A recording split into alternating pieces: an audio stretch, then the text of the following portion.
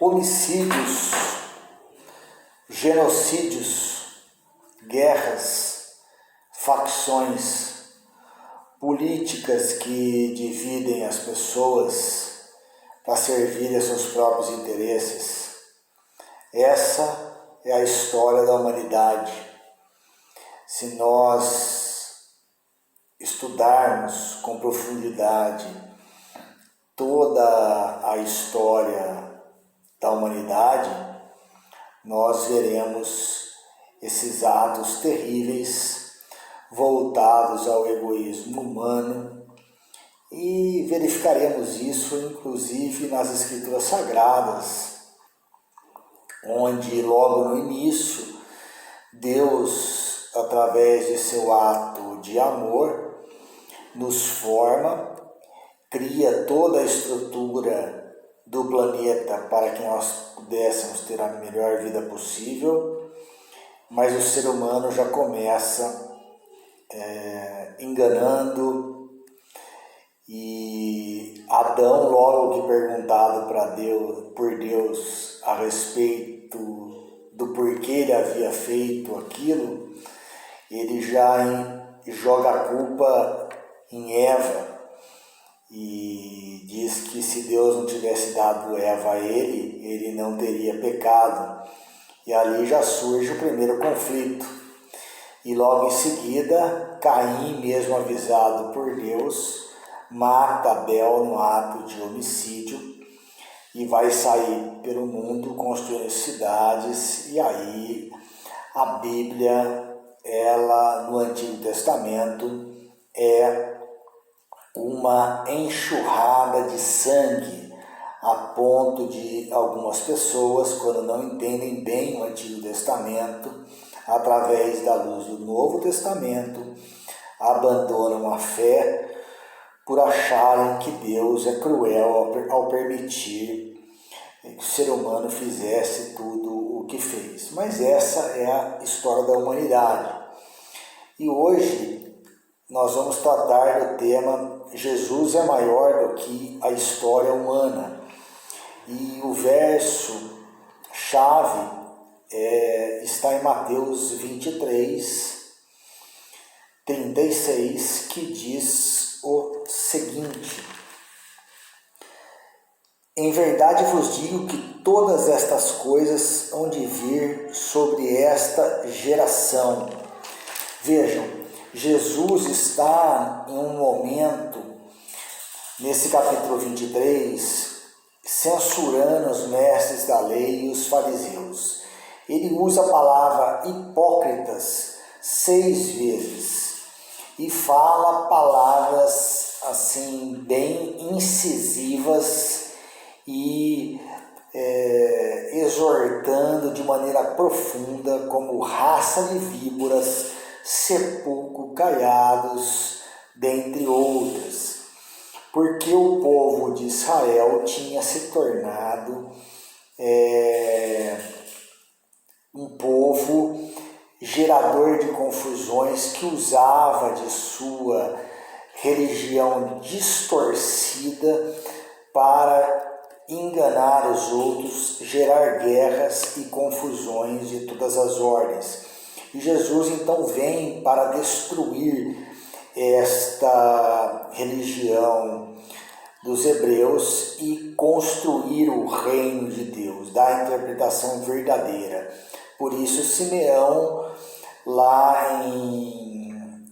logo que Jesus nasce, no Evangelho de Lucas, ele vai levantar Cristo e bebezinho, e vai dizer: este foi posto para a queda e para o levante de Israel. Primeiro derrubar toda aquela mentira, toda aquela falsidade. Mas a questão é: por que Jesus é maior que a história? Feita essa introdução, o que nós temos? A palavra de Deus diz lá em Gálatas, nós precisamos entender isso, diz em Gálatas capítulo 4, no verso 4, que Jesus veio na plenitude dos tempos, que Deus enviou o seu Filho, nascido de mulher, na plenitude dos tempos, para resgatar os que estavam debaixo da lei, a fim de que recebemos a adoção de filhos.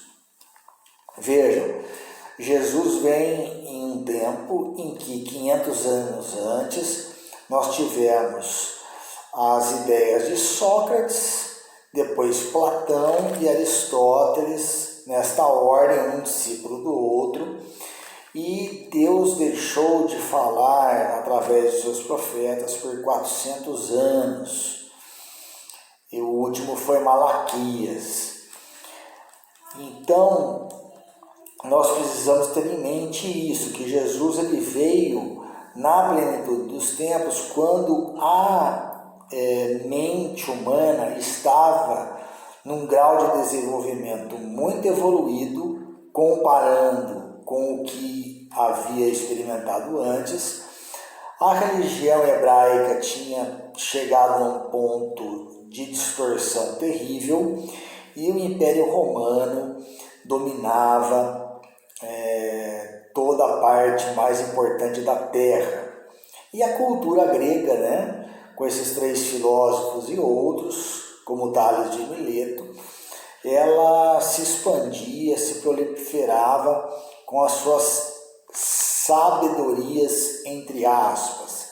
Então Jesus vem neste momento para mostrar que tudo aquilo não tinha importância nenhuma diante dos ensinos dados pelo próprio Deus a ele, pela comunhão com o Espírito Santo. Então, isso também está bem expresso lá em Colossenses, capítulo 1, verso 26, onde Paulo diz que o mistério que esteve oculto durante séculos e gerações e que agora foi manifesto aos seus santos. Então, agora Deus vem, depois de um momento de silêncio, bem na plenitude do desenvolvimento de toda a humanidade, no seu ápice. Deus permite e propicia que seu Filho venha à Terra para experimentar toda a maldade provocada pela história humana, sofrer na mão da história humana. Mas a grande beleza que há aqui é que Deus entra na história através de seu Filho, como um ser humano comum, para mudar essa história, trazendo uma proposta nova, que poucos vão aceitar, poucos vão querer essa nova proposta, e Deus então ele se infunde na história humana para poder se infundir em cada ser humano. Ele entra na história humana para entrar em cada ser humano. Por isso que Joel profetiza que o Espírito seria derramado sobre todos, e em Pentecostes essa promessa se concretiza, que o Espírito Santo então seria derramado sobre todos. Haveria muito mais coisa a ser dita, é um tema muito rico, mas não há tempo hábil para isso.